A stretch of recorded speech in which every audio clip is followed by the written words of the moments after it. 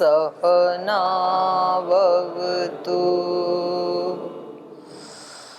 सहनौ भुनक्तु सह वीर्यङ्करवावहै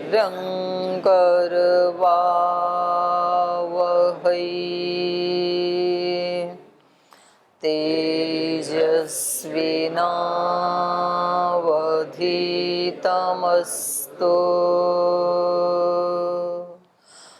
मा विद्विषावहै।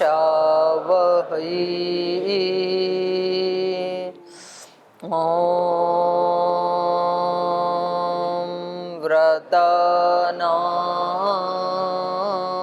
व्रतपते व्रतं चरिष्यामि तच्छकेयं तन्मे राध्यताम्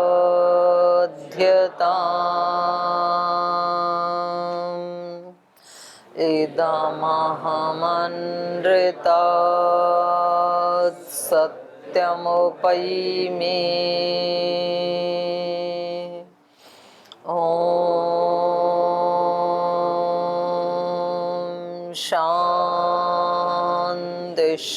शान्ति शान्तिः।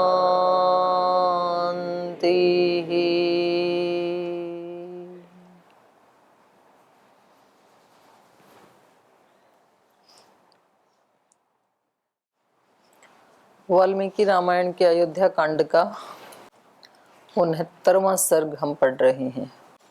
इस सर्ग में भरत जी श्री राम की कुटिया के पास पहुंच गए हैं और उनको दूर से जटाजूटधारी श्री राम अपनी कुटिया में जो भी उनका लकड़ी का पर्यंक आदि था उसके ऊपर बैठे हुए दिखाई देते हैं और वो काफ़ी समय तक, मुहूर्त भर तक उनको निहारते ही रहते हैं, क्योंकि बहुत दिन से इनको अभिप्सा थी श्री राम से मिलने की। तो इतने लंबे समय के बाद और इतने संघर्षों के बाद जब श्री राम मिलते हैं तो ये बस उनको निहारते ही रह जाते हैं, मुहूर्त भर तक देखते ही रह जाते हैं।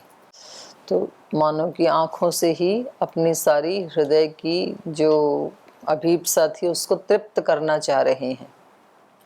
तो कभी कभी ऐसे होता है, साधक की दृष्टि इस सृष्टि में कोई बहुत सुंदर कोई दृश्य हो तो बस वो उसको देखना ही चाहता है। कहीं कोई ऐसा पर्वत हो, कोई पर्वत की ऐसी आकृति हो, कोई ऐसी हरियाली हो, कोई पुष्प हो, कभी कभी ऐसे होता है कि ऐसे लगता है कि बस ये तो साक्षात ब्रह्म ही है। जैसे हिमालय में ब्रह्म कमल खिलता है और इधर भी मैंने देखा, कर्नाटक में भी देखा, तो वो 1 वर्ष में 1 बार खिलता है, वो भी रात को 12 बजे खिलता है। लेकिन खिलता है तो इतना बड़ा उसका दल है, काफी बड़ा, दोनों हाथों से भी बड़ा, और उसकी गंध जिस समय वो खिलता है ना तो कम से कम आधा किलोमीटर का एरिया महक जाता है, इतना ज्यादा है। तो उसको देख करके बस ये लगता है कि इसको देखते ही रहें। और सुबह होने पर सूर्योदय के साथ फिर वो बंद हो जाता है, रात को ही खिलता है, वो 1 ही बार खिलता है। और तो जब मैं वहाँ रहती थी तो वहाँ जो स्वामी जी हैं उन्होंने मेरे को बताया कि आप उसको 12 बजे ही देखना जब वो खिलेगा। मैं जगी फिर 12 बजे तक, उसको देख के आंखों में आंसू आ गई। तो इतना, तो ऐसे होता है कभी जो भगवान का विभूति पाद बताया गीता में, तो ऐसे कभी कभी होता है। तो ऐसे श्री भरत जी को हुआ कि श्री राम को देख करके और उनके उस तापस वेश को देख करके, जो भी हो, भारत के जो संस्कार है, वैदिक परंपरा है, उसमें सबसे ज्यादा सम्मान तो तपस्वियों को ही दिया जाता है, सन्यासी को, योगी को ही दिया जाता है। मतलब एक तरफ कोई सम्राट बैठा हो और एक तरफ कोई बहुत उच्च कोटि का कोई योगी बैठा हो, तो लोगों की दोनों के प्रति श्रद्धा होगी, लेकिन तो भी उसमें यदि कहीं देखा जाए तो योगी का पलड़ा ही भारी होता है। तो तप की ज्यादा पूजा की है हमारी वैदिक परंपरा में। तो क्योंकि यहाँ श्री राम राजा के वेश में नहीं है, जटामंडल धारिणम, उन्होंने जटाएं धारण की हैं। तो भरत जी के लिए ये रूप जो उनका पहले वाला भ्राता था एक राजकुमार, उससे कई गुना ज्यादा वर्णनीय हो गया, आकर्षित करने वाला हो गया, वरेण्य रूप हो गया इनका। तो ये यहाँ तक हमने पढ़ा। पीछे के पाठ से किसी को कुछ पूछना है तो पूछ सकते हैं। ओ माता जी प्रणाम। जी माता जी, आज शिविर में स्वामी जी बता रहे थे कि हमारे दुख का कारण हम स्वयं होते हैं और हमारे सुख का कारण सभी। लेकिन व्यवहार में सभी नहीं, पूरी समष्टि। पूरी समष्टि। हाँ। तो लेकिन व्यवहार में तो ये होता है कि कोई व्यक्ति अपने आप को दुखी करना ही नहीं चाहता। कोई अपने आप को दुखी नहीं करना चाहता ही नहीं कि मैं दुखी हूँ। हाँ। रामायण में भी माता कैकेयी जब भरत जी के लिए राज्य मांगती हैं तो वो चाहती नहीं थी कि मतलब इसका कोई दुख परिणाम होगा, उन्होंने सोचा नहीं। लेकिन उससे भी उनको दुख बहुत मिला। और भगवान राम भी नहीं चाहते थे कि ऐसा हो, महाराजा दशरथ भी नहीं चाहते थे। लेकिन इसमें विपरीत दिखाई दे रहा है व्यवहार में, मतलब सारी चीज़ें हम भी नहीं चाहते कि हमें दुख हो। कोई कुछ कह दिया, कोई बात कहे तो ये लगता है कि इसकी वजह से हमें दुख हुआ है। तो ये व्यवहार में चीज़ आती है, थोड़ा विचलित करती है मन को। और सुख में, सुख वाला जमा कि नहीं, सुख में भी तो ये लगता होगा कि सुख तो मेरी वजह से मिलता है, समष्टि की वजह से थोड़ी मिलता है। जैसे आपने दुख का कहा कि भाई दुख तो दूसरे जब डांट देते हैं तब मिलता है, हम थोड़ी चाहते हैं अपने आप हम दुख क्यों लेंगे। तो दुख तो होता है दूसरे की वजह से, और ऐसे ही सुख, सुख होता है अपनी वजह से, दोनों की वजह से हो थोड़ा जाता थोड़ा है। हिस्सा रहता है कि मतलब मैंने कोई अच्छा कार्य किया, किसी ने बड़ाई की तो अच्छा लगा, मेरे से कोई अच्छा, गलती मतलब हुई तो उसमें दूसरे थोड़ा ने हिस्सा है उसका, 50-50 बड़ा हिस्सा तो आपका ही है क्योंकि आपने अच्छा काम किया था। उसका थोड़ा सा हिस्सा है कि उसने बड़ाई कर दी, और वो बड़ाई नहीं करता तो फिर सुख रहता कि दुख, बड़ाई की जगह बुराई कर दे, मान लो कुछ काम किया है ये, अपेक्षा हो तो फिर अपेक्षाएं जहाँ है मतलब फिर वहां तो दुख दिखता है ना। है। आप अपनी बात करो ना, उसको जनरलाइज मत करो। अपेक्षा रहती है कि मतलब कोई कहे इस चीज के बारे में तो होता है, चाहे आपने बुराई करे अच्छा चाहे काम किया जी और मैंने बड़ाई की नहीं जी तो कर देती, तो आप कह रहे हो कि जी कम से कम 50% मान लेते हैं, चलो आपका थोड़ा आपका है भी, आपने भी उसकी सराहना कर दी तो अच्छा लगेगा। और मैं उल्टा कह रही हूँ, सराहना नहीं की तो यही रहता फिर है कि मतलब दुख लगेगा या आधा सुख रहेगा, क्या रहेगा? दुख आप वाला भी 50% रहेगा कि वो भी चला ही जाएगा? उसमें से कम होगा थोड़ा, जो भी चला जाएगा जी।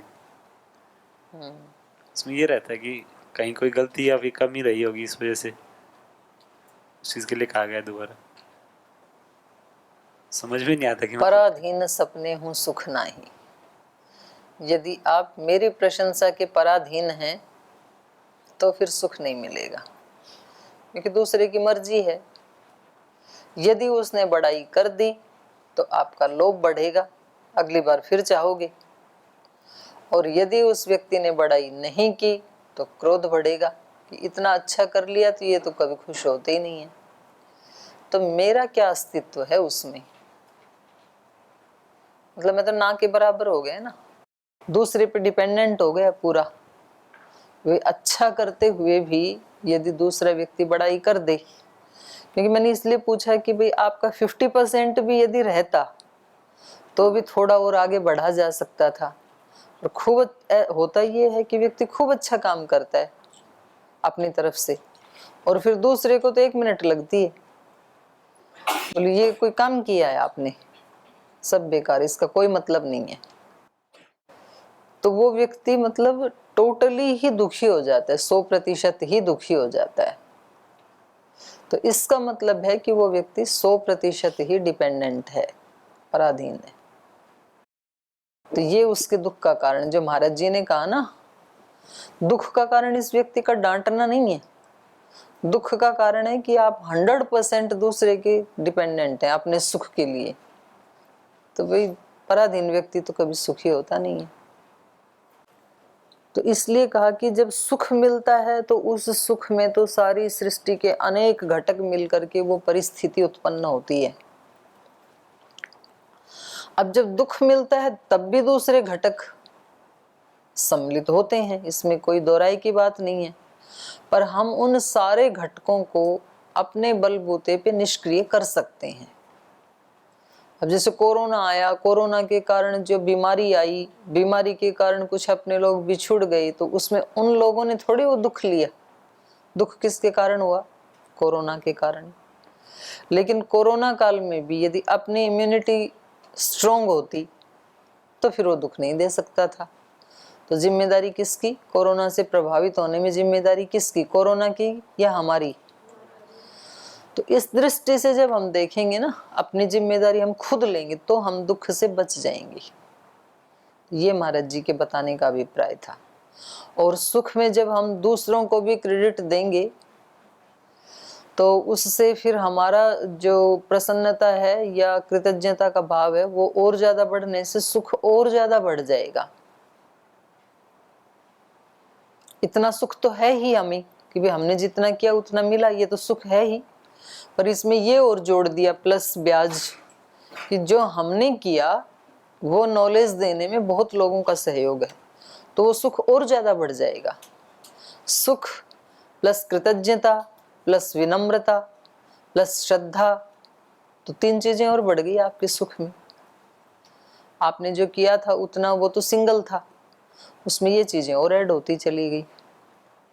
तो उससे फिर मन की शांति, मन की प्रसन्नता, मन का सुख, तो ये हमारे ऋषियों ने बहुत रिसर्च की है, बहुत खोज की है। तब कहीं जाकर के महर्षि पतंजलि जी ने कहा मैत्री करुणा मुदिता, चित्त की प्रसन्नता रखनी है तो इन 3 भावों में से किसी एक भाव से युक्त रहो। तो ये सहायक होती हैं चित्त को प्रसन्न रखने में या निर्मल रखने में, पवित्र रखने में, और अपनी पवित्रता अपने को सुख देती है। और कोई प्रश्न? जी। ओम दीदी प्रणाम। रामायण से थोड़ा अलग है। घर पे जैसे हम रहते हैं तो माता पिता हमें बहुत सारी छोटी छोटी चीज़ें सिखाते हैं, ज्ञान देते हैं कि बेटा ऐसे करना, ऐसे नहीं करना। तो गुरुकुल में जब हम आए तो गुरुओं से हमने छोटी छोटी चीज़ें सीखी, जैसे कपड़े सलीके से पहनना है और क्लासरूम में मोबाइल यूज़ नहीं करना है, सोना नहीं है, अनावश्यक बातें नहीं करना है और गुरुओं का मजाक नहीं उड़ाना है आदि, ये सब चीज़ें सीखने को मिली। तो ऐसे जब हम गुरु की भूमिका में होते हैं या गार्जियन की भूमिका में होते हैं तो अपने बच्चों को सिखाते हैं कि बेटा ऐसे नहीं करना। और पड़ोसियों से भी ऐसे शिकायतें मिलती है कि आपके बच्चे ऐसे ऐसे करते हैं तो उनको समझाया कीजिए आप।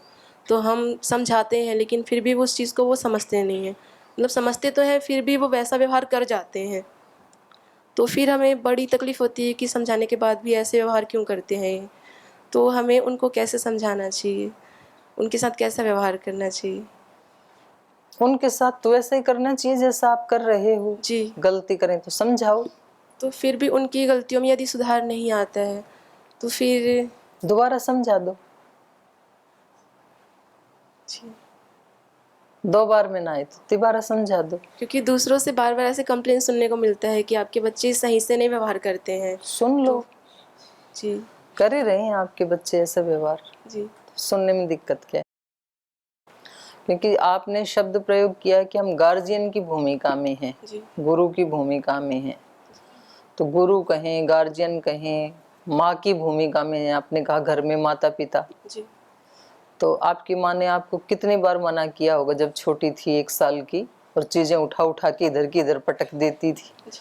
तो माँ ने कहा होगा ना कि बेटा इसको नीचे नहीं डालते, उसने उठा के ऊपर रखा होगा सोफा के कुशन को, आपने फिर उठा के नीचे डाल दिया होगा, उसने फिर कुशन को उठा के सोफा पे रखा होगा, तो वो उधर गई इतनी देर में फिर डाल दिया होगा। ये तो 1 दिन की घटना है, तो ऐसे पूरे 1 साल की बताओ कि माँ ने कितना सिखाया होगा और कितना धैर्य रखा होगा। तो गुरु, माता पिता, गार्जियन, उनको अपना कार्य अनंत धैर्य के साथ शुरू करना चाहिए। उसकी कोई सीमा नहीं है कि कब तक सिखाएं इनको, इनको सिखाते हैं ये सीखते नहीं। और दूसरे कहने से चूकते नहीं। तो अब क्या करें? तो आप सिखाते ही रहो, और जब तक ये ना सीखें तब तक दूसरे का सुनते ही रहो, क्योंकि आप दूसरे से बड़ाई सुनने के लिए गार्जियन नहीं बने हो, आप अपना फर्ज निभा रहे हो, बस दैट्स ऑल। कोई क्या कह रहा है वो बोनस है, अच्छा कह रहा है या बुरा कह रहा है। अब उस व्यक्ति की अपनी जैसी चित्त स्थिति है, अगर वो कभी रहा होगा किसी गार्जियन की भूमिका में या कभी आगे रहेगा तो उसको समझ में आ जाएगा, नहीं आएगा तो कोई बात नहीं, सबको नहीं समझा सकते। दीदी ऐसा लगता है कि मतलब उनको हम समझाते हैं तो उनके मन में आता है कि ये मतलब इतना फाउंडेशन हमारे लिए क्यों किया जा रहा है, हम ठीक है, किसी आएगा बंधन में। वो अपनी जगह, बिल्कुल ठीक है। उनके मन में ये बात ना आए बिल्कुल भी कि जो ये समझा रहे हैं वो हमारे भले के लिए ही है, यदि इतनी समझ उनमें है तो फिर आपकी जरूरत भी नहीं है उनको, वो ऐसा सोचेंगे ही। मैं प्रवास पे जाती हूँ, आप लोग अर्पिता से पूछते हो आप लोग कब आ रहे हो, तो अर्पिता बोली हम तो 20 तारीख को आ जाते हैं। बोली इतनी जल्दी, और रहो ना 2-4 दिन। तो अब आप सोचो कि मेरा आपका बीच में आना ये आपके हित में है कि अहित में है। तो आपको समझ में आती है ये बात, आपको तो समझ में आता है 2-3 दिन और बाहर रहे ना, और फिर मैं सच में ही यदि बाहर रह जाऊं 2-4 हफ्ता तो फिर आपको परेशानी भी हो जाएगी कि आ जाओ ना, हमारा तो पूरा चेतना का लेवल ही डाउन चला गया। एक बार गई तो थी मैं बिहार हिल्स, लगभग 20 दिन या 1 महीने के लिए। तो यहाँ से कई जनों ने फोन किया मेरे को, दीदी आ जाओ ना, बहुत याद आ रही है आपकी। तो ये तो चलता ही है बेटा, ठीक है ना। तो हम ये अपेक्षा नहीं कर सकते हैं कि उनको इतनी बार बताते हैं, समझते नहीं हैं, और वो ये अन्यथा लेते हैं, उनको ये समझ में नहीं आता कि उनके हित के लिए बताया जा रहा है। नहीं बात समझेंगे वो, क्योंकि वो उनकी जो चेतना का लेवल है अपनी जगह वो बिल्कुल ठीक है। आपको उनके शूज में भी खड़े होकर के देखना चाहिए ना कि भाई उनका जो स्तर है विचारों का, तो वहां तो ऐसी ही मानसिकता आएगी। उनसे आप ये अपेक्षा कैसे कर सकते हो कि उनको ये समझ में आ जाए कि ये हमारे लिए ही हो रहा है। ऐसा समझ में आ जाएगा उस दिन तो फिर हमारी जरूरत भी नहीं है, वो स्वयं ही गुरु बन जाएंगे, उनको किसी गार्जियन की जरूरत नहीं है। गार्जियन की या गुरु की आवश्यकता ही तब तक है जब तक वो पूर्ण विकसित नहीं हुए हैं। इसलिए अपने अनंत धैर्य के साथ लगे रहो। और आप कोई उनके ऊपर अनुग्रह नहीं कर रहे हैं, कोई कृपा नहीं कर रहे हैं, आप अपना फर्ज निभा रहे हैं, क्योंकि आपको यहाँ तक तैयार करने में आपके गुरुओं का उपकार है, अनुग्रह है। अब आप दूसरों के ऊपर वो अनुग्रह करो तो आप अपने कर्तव्य का पालन कर रहे हो, कोई एहसान थोड़ी है। तो ये भाव जब होगा तो फिर हमारे को अतिरिक्त अपेक्षाएं नहीं होती हैं, हम अपना उसका धर्म का पालन कर रहे हैं। धर्म का पालन हर व्यक्ति को करना चाहिए। तो जैसे ही कोई व्यक्ति बड़े की भूमिका में आता है तो अब उसका फर्ज है बड़े जैसा व्यवहार करना, इसमें कौन सी एहसान की बात। भाई आप अपना शरीर को साफ करते हो, स्नान करते हो, तो किसी पे एहसान करते हो क्या कि मैंने तो स्नान किया देखो, ऐसे बताते हो क्या किसी को? क्यों? आपका फर्ज है, आपका ही शरीर है, उसको साफ करना आपका धर्म है। आप ब्रश करते हो तो किसी पे एहसान करते हो कभी? आज मैंने ब्रश किया आपके लिए, ऐसे बोला किसी को? तो ये काम भी बिल्कुल ऐसा ही है, एक गार्जियन का, माँ का, गुरु का, आचार्य का, ये अपना काम है, दूसरे पे क्या एहसान है। उनके हित के लिए नहीं कर रहे, अपने हित के लिए कर रहे हो, क्योंकि अपने धर्म का पालन करने से अपना हित होता है, दूसरे का तो बोनस में हो जाता है। वास्तव में हमारे धर्म का पालन करने से हमारी रक्षा होती है, तो उसमें कहीं त्रुटि ना आए, ये ध्यान रखना है। क्योंकि यदि हम दुखी हो गए तो हम अपने धर्म का पालन ठीक से कर नहीं पाएंगे, तो हानि फिर हमारी हो जाएगी। ठीक है, तो इसलिए सुधार उधर नहीं इधर करना है। दीदी और एक और है कि जैसे हमारे बारे में कोई बोलते हैं तो ठीक है, वो समझ आता है, लेकिन हमसे बड़े हमारे जो गुरुजनों के बारे में यदि मजाक उड़ाते हैं तो बड़ा दुख लगता है कि मतलब ऐसे क्यों करते हैं। ठीक है, इस संस्था में है, एडमिशन लिए हैं तो श्रद्धा भक्ति नहीं है, लेकिन ऐसे मजाक तो नहीं उड़ाना चाहिए, गलत तो नहीं बोलना चाहिए। तो ऐसे बुरा भला सुनने को मिलता है तो अच्छा नहीं लगता है। तो फिर एडमिशन ही क्यों लिया जब यहाँ पे मतलब यहाँ के प्रति कुछ है नहीं मन में। तो यहाँ भी वही उत्तर है। अब वो उनका स्तर वही है ना, तो उनसे आप ये अपेक्षा नहीं कर सकते हैं। उनके प्रति ये भावना तो कर सकते हैं कि भगवान जी इनको भी थोड़ी समझ आए, तो ये यदि किसी के प्रति मैत्री करुणा मुदिता की भावना रखेंगे तो इनका ज्यादा लाभ हो जाएगा, और यदि ये किसी के प्रति ओछी भावना रखेंगे तो इनका ज्यादा नुकसान होगा। तो सर्वे भवन्तु सुखिने की भावना तो आप कर सकते हो, लेकिन वो ऐसा ना करें और उससे हम दुखी हों, तो ये ऐसा है कि किसी दूसरे की त्रुटि का दंड हम भुगत रहे हैं अपनी ही इच्छा से।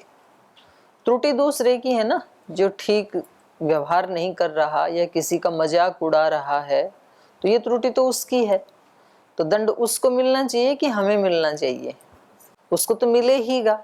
आप जबरदस्ती ले रहे हो कि नहीं मेरे को भी दंड चाहिए थोड़ा सा। तो इसमें बहुत बुरा लगता है ना कि हमारे गुरुओं पे ऐसे उंगली उठाते हैं, ये तो अच्छा नहीं लगता है फिर। वही तो मैं कह रही हूँ कि आप उनकी त्रुटि का दंड आप क्यों ले रहे हो? आप उससे दुखी मत हो, क्योंकि दुखी होना अपने आप को दंडित करना है। वो कर जो भी कर रहे हैं तो उसका उनको एक किसी दिन समझ में आ जाएगी, और ना समझ में आए तो भी मतलब आपके दुखी होने से भी समझ में नहीं आएगी उनको, क्योंकि उनको जो बोलना है वो तो बोलेंगे, और आपके दुखी होने से और ज्यादा बोलेंगे। ऐसा भी मैंने देखा, कुछ बच्चे जैसे उसका पालन कर लेते हैं, जैसे मैं संगठन में भी देखती हूँ, कुछ लोग अनुशासन का पालन कर लें तो बोले आप तो उसके चमचे हो, आप तो उसकी चमची हो, आप तो उसकी चापलूसी करते हो। जैसा जिसका स्तर है तो वो वैसा बोलेगा। तो अपने को ये भावना तो कर सकते हैं अंदर अंदर से कि इसमें इनका नुकसान हो रहा है, और यदि ऐसा नहीं सोचें तो इनका फायदा हो सकता है। लेकिन ये तो संसार है, देखो 100% रिजल्ट नहीं आता है कभी भी। एक कक्षा में सब लोग बैठे हैं, सब लोग सुनते हैं, और सबकी एक ही जैसी भावना हो, ये कभी नहीं हो सकता है। अपने अपने संस्कारों के अनुसार ही, उसके अकॉर्डिंग ही व्यक्ति की फीलिंग होगी और वैसा ही उसको भाव आएगा। तो ये तो मतलब इसमें उलझने यदि लगे ना तो फिर अनंत दुख से भर जाएगा व्यक्ति का अस्तित्व। इसलिए अपना फर्ज निभाते रहो। मेरे को अपने श्रद्धेय गुरु जी एक वाक्य बोलते थे, वो वाक्य तो गुरु शरणानंद जी का है, लेकिन बहुत सहायता करता है। कुछ सूत्र रखने चाहिए व्यक्ति को अपने जीवन के लिए ना, करने में सावधान, होने में प्रसन्न। कोई भी कार्य करने में तो सावधान रहो कि भाई वो ना हो, और सावधान रहते रहते भी हो गया तो अब उसके होने में प्रसन्न रहो। मतलब सावधानी से चीजों को संभाल के रखो कि वो टूटे फूटे नहीं। और फिर भी मान लो सावधानी रखते रखते भी आपकी ठोकर लग गई, कांच का गिलास टूट गया, तो अब होने में प्रसन्न रहो। टूट गया तो और आ जाएगा, नहीं भी आएगा तो बिना गिलास के रह लेंगे, क्योंकि ये गिलास तो वापस आना है नहीं, जो टूट गया है वो तो बोल जी फेविक्विक से चिपका देंगे। तो फिर उसके बारे में सोचो, टूट गया इसके बारे में मत रो। तो ये संसार है, यहाँ पर अच्छे श्रद्धालु लोग भी मिलेंगे आपको, मीडियम भी मिलेंगे, निम्न श्रेणी के भी मिलेंगे। तो हम भावना सबके लिए अच्छी कर सकते हैं पर सबको अच्छा बना नहीं सकते। और हम दुखी होंगे तो उन लोगों की धृष्टता को और ज्यादा बल मिलता है। आप उनकी परवाह करना छोड़ दो, वो मजाक उड़ाना छोड़ देंगे। आप जितनी परवाह करोगे, आप जितने दुखी होगे कि देखो ये कम से कम हमारे बड़ों का मजाक तो ना उड़ाएं, तो फिर उनको और बल मिलता है। वो अगले दिन और 2-4 आपको टोंटिंग कर देंगे, सुना देंगे 2-4 चुटकुले। और ये इसमें उनका दोष नहीं है, उनकी परवरिश का दोष है। उनको इस तरह से पाला पोसा नहीं गया, बच्चे का क्या दोष? और उनके माता पिता ने उनकी ऐसी परवरिश नहीं की, इसमें उनके माता पिता का दोष नहीं है, उनके जो माता पिता थे उनका दोष है। तो कहां तक सुधारें? इसलिए ये है कि जहां सुधारा जा सकता है उसको सुधारें। जहां शॉर्ट टाइम में ज्यादा रिजल्ट आ सके, तो शॉर्ट टाइम में ज्यादा रिजल्ट आ सकता है अपने ऊपर, इसलिए सुधारा अपने को जाए कि हम उनसे प्रभावित ना हो, हम अपनी तरफ से ठीक करें और फिर जो हो रहा है उसमें हम प्रसन्न रहें। क्योंकि ईश्वर भी तो कोई शक्ति है, सारी इस धरती का भार हमने थोड़ी उठा रखा है, हम तो उसका एक बहुत छोटा सा अंश है। मतलब छोटे से छोटा राई का दाना होता है जो आंखों से देखा जाता है, तो हमारा अस्तित्व तो उतना भी नहीं है इस ब्रह्मांड में। तो इस ब्रह्मांड को चलाने वाली कोई और शक्ति है, और जो जैसा कर्म करता है उसको वो ब्याज समेत फल दे देती है। इसलिए बिल्कुल निश्चिंत रहो, पूर्ण प्रसन्न रहो, अपने आप हिसाब किताब पूरा हो जाता है। बस इस पे श्रद्धा रखो, कर्म फल व्यवस्था के ऊपर। आज नहीं तो कल हो जाएगा। जी हो गया। इधर किसने हाथ उठाया था? जी बोलिए। ओम दीदी माँ प्रणाम। हम निर्भीक कैसे बने? मतलब कोई गलत कार्य करें तब डर लगे, भय रहे, वो ठीक है, लेकिन जब हम किसी कार्य को अच्छे रूप में भी कर रहे हैं या किसी के सामने अपनी बात कह रहे हैं तब भी डर लगता है, तो फिर क्या करें? मतलब अच्छी चीज़ों के प्रति भी भय रहता है कि हाँ ऐसे करने से ऐसा होगा, मतलब आगे सोच सोच के उस चीज़ से भय लगता है, तो फिर इससे हम कैसे निर्भीक बने? क्योंकि आप अपेक्षा ही मत रखो ना कि किसी से कुछ पूछ रहे हैं तो वो हमारे को ना डांटे या हमारी प्रशंसा ही करे, ऐसी अपेक्षा मत रखो।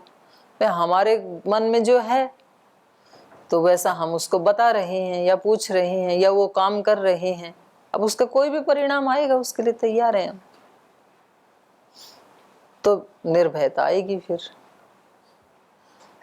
जैसे कल इंग्लिश क्लास में ऐसा हुआ था कि आचार्य जी ने सामने अपना इंट्रोडक्शन देने बुलाए थे, तो हुआ क्या कि मैंने तो बोला लेकिन अंदर से इतनी कपकपी हो उठ गई थी और पसीने भी आ गए थे। मतलब इतना डर, मतलब सबके सामने अपने परिचय ही देना था, उसी में बहुत डर। अब ऐसे ही हर जगह कई क्षेत्रों में ऐसा होता है, जैसे आपसे भी प्रश्न करें तो कहीं न कहीं मन में डर बैठा रहता है कि हाँ मतलब। तो देखो, भय जो है वो होता है शक्ति की कमी से।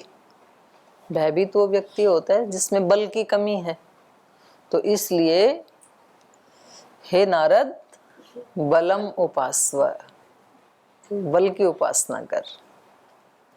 नायम आत्मा बलहीनेन लभ्य। तो जब व्यक्ति शक्तिशाली होता है ना सब तरफ से, तो जितना जितना शक्तिशाली होता जाएगा उतना उतना निर्भय होता चला जाएगा। भाई बारिश का भय किस व्यक्ति को लगेगा? जिसका मकान कच्चा है। ये बारिश आई तो भीग जाएंगे, छत में से पानी आ जाएगा। लेकिन जिस व्यक्ति के पास अनेकों ऐसे मकान हैं, बंगले हैं जिनमें पानी नहीं आता है, तो उसको बारिश होने से ये वाला डर नहीं लगेगा कम से कम, क्योंकि वो स्ट्रांग है। कोरोना में एक छींक मारते ही ज्यादा डर किसको लगता है? जो बेचारा पहले से ही कि भाई मैं अपना जोड़ तोड़ करके जीवन चला रहा हूँ, तो भाई थोड़ा सा दूर रहो, माफ करो हमारे को। और महाराज जी को डर नहीं लगता है। क्यों नहीं लगता है? उनको पता है मेरी इम्यूनिटी स्ट्रांग है। इसलिए कोरोना काल में भी जो आते थे उनको गले लगा लगा के मिलते थे, और हम कहते थे महाराज जी थोड़ा दूर से मिल लो ना। उनको लगता है मेरे को कुछ होने वाला ही नहीं है। तो इसलिए जिस भी अपने को कहीं भी किसी भी फील्ड में भय लगता है, तो उससे संबंधित हम अपनी शक्ति को बढ़ाएं और उसी तरह का आप चिंतन करें, उसी तरह का बिहेव करें। मैं तो बहुत शक्ति, आप पहले से ही बहुत शक्तिशाली हैं। हर आत्मा अपने आप में बहुत शक्तिशाली है पहले से ही, और उसके बावजूद भी यदि उसको शक्ति चाहिए तो परमात्मा तो महाशक्तिशाली है। और परमात्मा सबको सर्वदा उपलब्ध है, सब जगह उपलब्ध है, वहां से जितनी शक्ति लेने चाहें उतना ले सकते हैं, क्योंकि वो अनंत शक्ति का भंडार है। तो फिर डर किसका बताओ? ईश्वर अपने साथ है तो बोलते तो, और फिर डरते हो। और कम से कम मान लो मेरे से ही प्रश्न करने में तो बिल्कुल नहीं डरना चाहिए। ज्यादा से ज्यादा क्या होगा, यही तो कहूंगे ना कि भाई आपका प्रश्न ठीक नहीं है, अपने प्रश्न ठीक करो। तो अच्छी बात है, अच्छे प्रश्न करने आ जाएंगे। तो प्रैक्टिस तो ऐसे ही होगी ना निर्भयता की। तो इसलिए और अपनी तरफ से हमारा जो भी फर्ज है, जो धर्म है, उसमें त्रुटि नहीं करना। जैसे आप विद्यार्थी हैं तो अपनी विद्या पढ़ने में त्रुटि नहीं करना, आलस से प्रमाद नहीं करना। तो फिर क्यों डर लगेगा? और यदि आप आलस से प्रमाद करते हैं तब तो डर लगेगा, पाठ याद किया नहीं। और यदि हमारी आचार्य ने पूछ लिया, सुन लिया, तो कैसे सुनाएंगे? तब तो डर लगेगा, सूत्र याद हुए नहीं। तो अपना काम रखो बिल्कुल ठीक, पूर्ण पुरुषार्थ। और पूर्ण पुरुषार्थ करने के बाद अपने धर्म पर, अपने सत्य पर, अपने ईश्वर पर, अपने गुरु पर पूर्ण विश्वास रखते हुए निर्भीक होकर के रहना चाहिए संसार में।